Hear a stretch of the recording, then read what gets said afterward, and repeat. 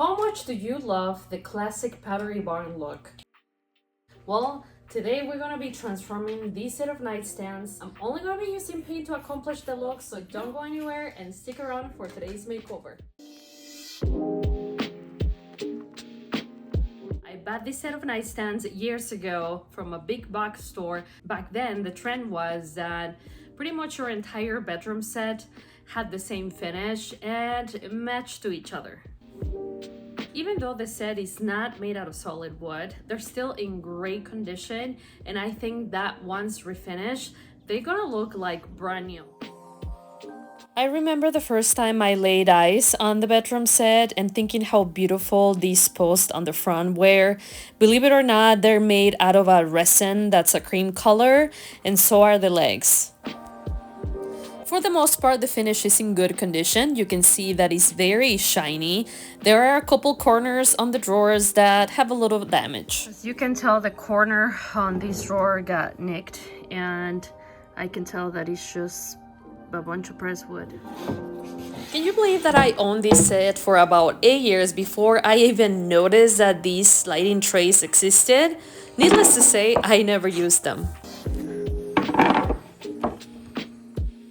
The dovetail drawers are being held by side metal slides that still work great, so structurally there isn't anything that I need to fix, which is a plus.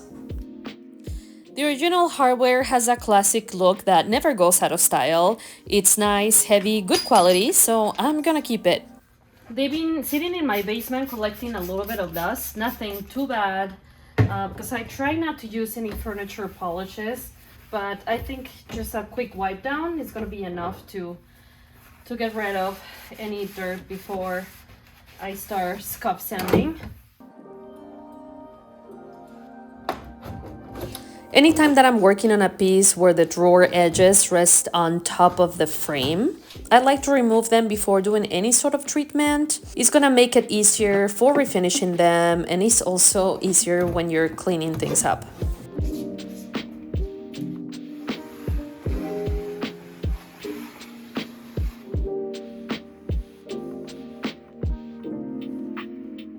Since the nightstands are not made of solid wood, they're made out of particle board and MDF, I'm just going to scuff sand so I remove that sheen and that glass from the finish. That way the primer will attach to it. If you don't have a fancy sander like the one I have, no problem. I would just buy a sanding block that's 120 grit. That's gonna help you do the same thing as the sander does. This package has an assortment of different grits.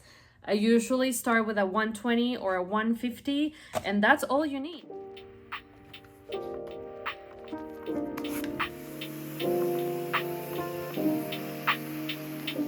Do you guys remember that I had mentioned that one of the nightstands, the top, had a couple of imperfections, and the other one did too? Well, today I'm actually embracing every single ding, because as you know, real wood never looks perfect, and if anything, those imperfections are gonna help so that the faux wood technique looks more realistic. I'm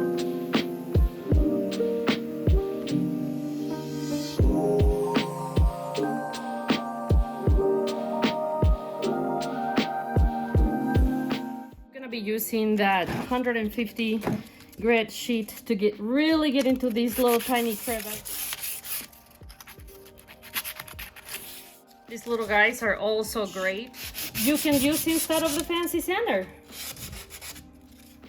This technique is also a great way to update or brighten any piece of furniture, and in my opinion, it makes the piece more versatile, meaning you can mix and match it with pieces that are different colors and styles.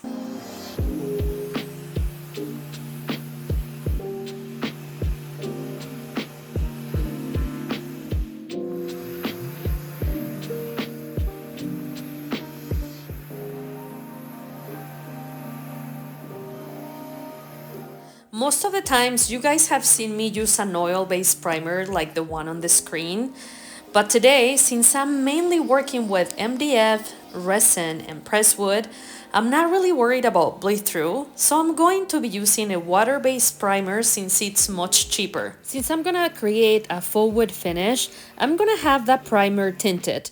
I will talk more about that later in the video.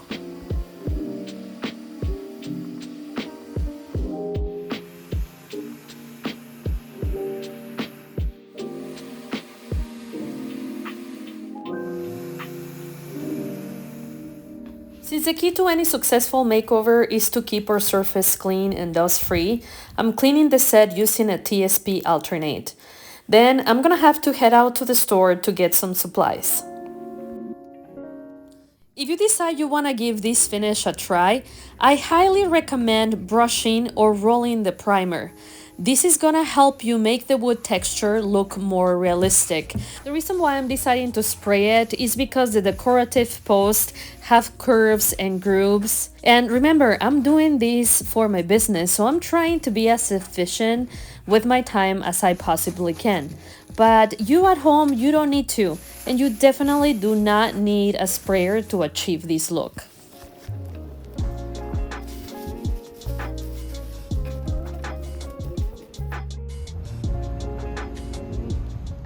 I'm here buying some supplies and I need some gel stain. Let's go. Okay, here it is. I'm gonna get primer 123 Bullseye sensor, and we're gonna have it tinted.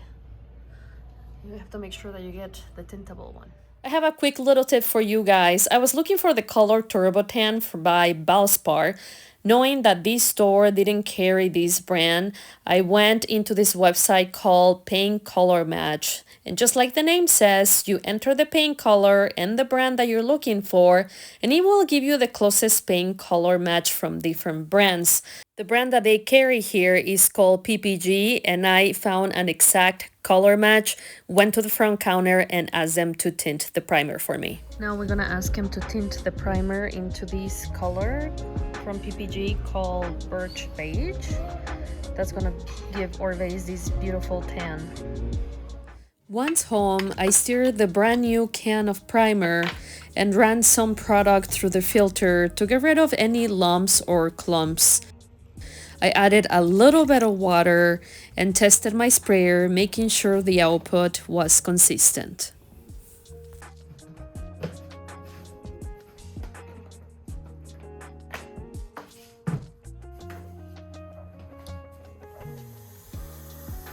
Using my Flexio 3500 sprayer from Wagner, I'm spraying 2 coats of primer.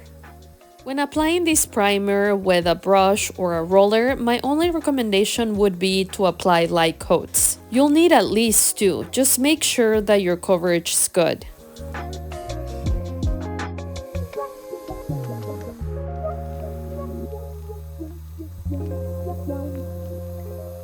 Just in case you're wondering why I chose to tint the primer, because I think this is only the second time I ever done that, it's because the product that I'm going to be using next is not cheap, and the better coverage my base has, the less of the following product I'll need. And I'll talk more about that product soon.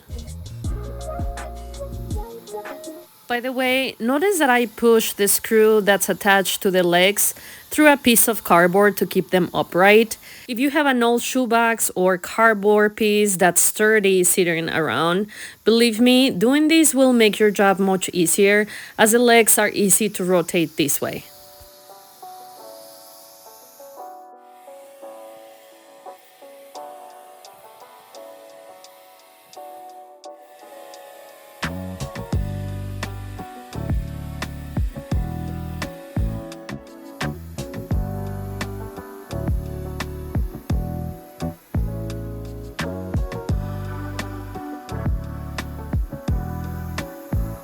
The drying time for this primer is 1 hour, and the nice thing about it being water-based is that I can clean my sprayer with soap and water.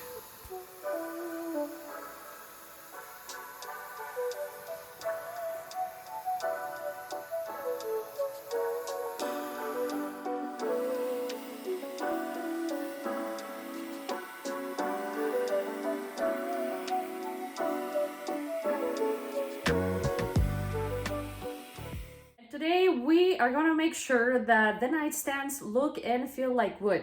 And the way we're gonna achieve that is by applying this product. 60% of it is made out of solid wood fibers. You see the color is very similar to our vase. That's gonna help us use less of this so we have more left over for the next projects. So I'm gonna be using these 2 brushes. The first one is the Zebra fan brush.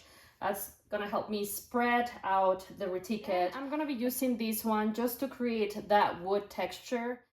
To achieve a realistic wood grain look, we want to drag both brushes in the same angle that a wood grain would follow. Retique It is a wooden primer that's made to be used with a wood stain. And as you saw earlier, I'm going to be using it with a gel stain from Minwax. Something that's unique about this product is that as soon as you start brushing it, you're going to notice that it's not smooth like paint. In fact, it's more grainy. Those are the wood fibers. I'm hoping to get enough texture with just one coat of Retique It, and that's why I'm applying a generous amount. When brushing, make sure that your strokes are long and straight. This way, it's gonna look more realistic at the end. When it came to applying it over a larger surface, such as the top of the nightstands, I make sure to apply it on the first half, then drag the blue brush to create the texture, and then proceeded to finish the other half. Keep in mind that you don't want too much time to go by between the application of the Retique It and when you're running that blue brush, because otherwise the Retique It is going to start settling down and drying before achieving the texture that we're looking for.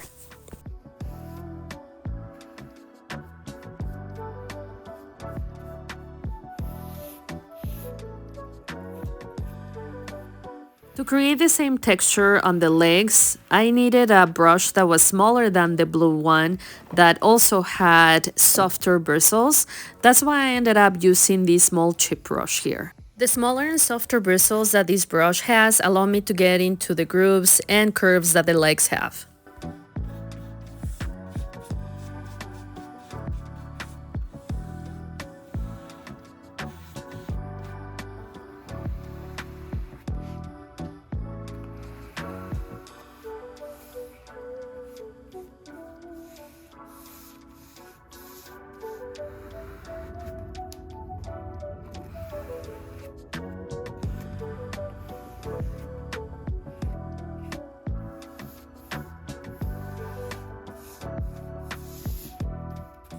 There are definitely many other wood graining tools that can help you create different types of wood grains out there. But in my opinion, sometimes those end up looking a little too fake.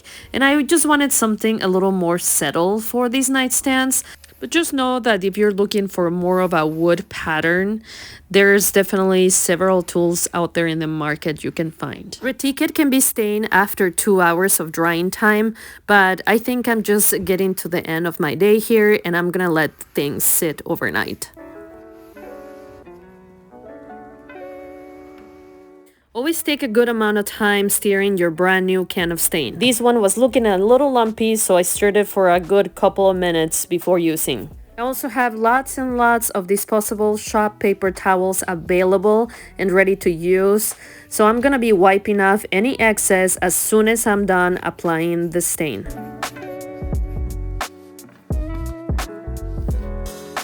The effect that the gel stain creates reminds me to like a glaze effect. And this is where our surface goes from looking flat to looking like real wood. The biggest takeaway from today's project was that I needed to treat the larger surfaces, such as the top of the nightstands and the sides, different so that the gel stain finish would look even. So more to come on that.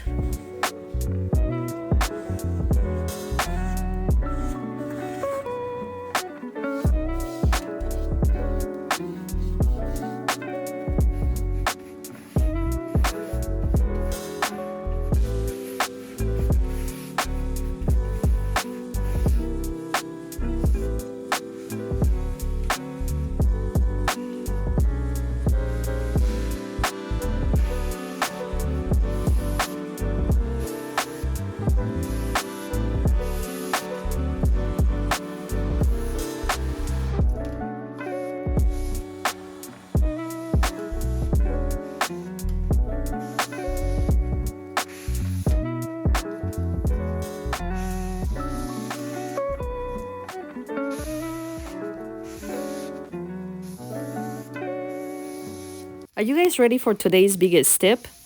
Grab a rag or an old sock, like I did here, and submerge it into mineral spirits. and apply it to the larger surfaces areas to stain, such as the top of this nightstand. The mineral spirits will act like an extender, giving you more open time to work with the stain, and at the same time, making it easier to work with. I learned this little trick by messing up, which is how I often learn from my mistakes. I tried staining the first nightstand, skipping this step, and despite my best efforts, it didn't look pretty, so I had to erase what I did with this stain. I'll show you how to do that here in a minute, and I had to start over. By the way, I used the same trick on both sides of the nightstands, and I'm telling you, it made a huge difference.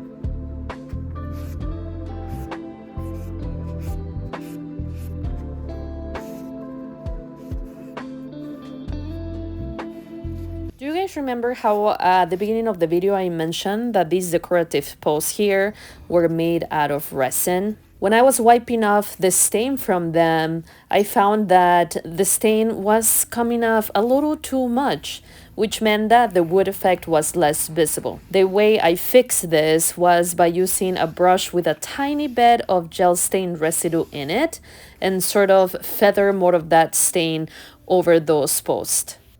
And now let me show you how to fix areas where the stain looks a little bit off. This right here is looking a little more heavy than I wanted to. Could I leave it? Yes, but I want to show you how to do this. I use 000 steel wool and just dip it into a little bit of mineral spirits. You don't need a lot. Just making sure that the mineral spirits comes in contact with the surface. And it works like an eraser. And then you can apply your gel stain again. Wipe this off. See how it comes off? And I'm just retouching the spot.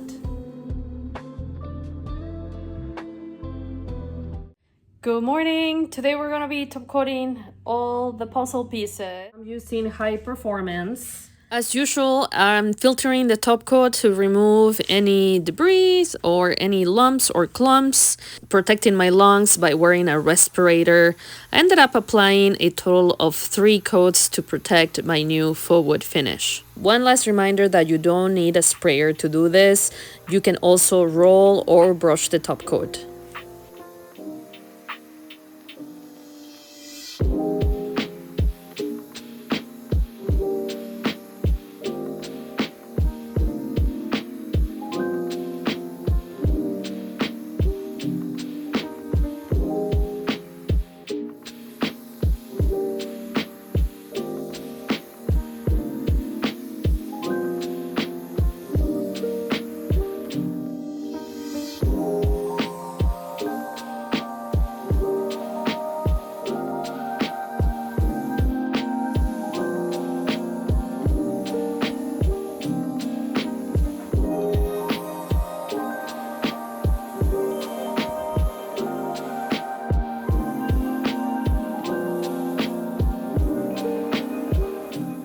Friends, we have arrived to the finish line, and can we just take a moment to remember how the nightstand started at the beginning of the video?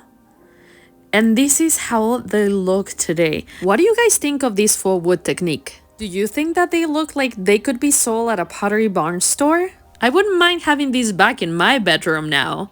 But let me know what you guys think in the comments, and I will see you next time.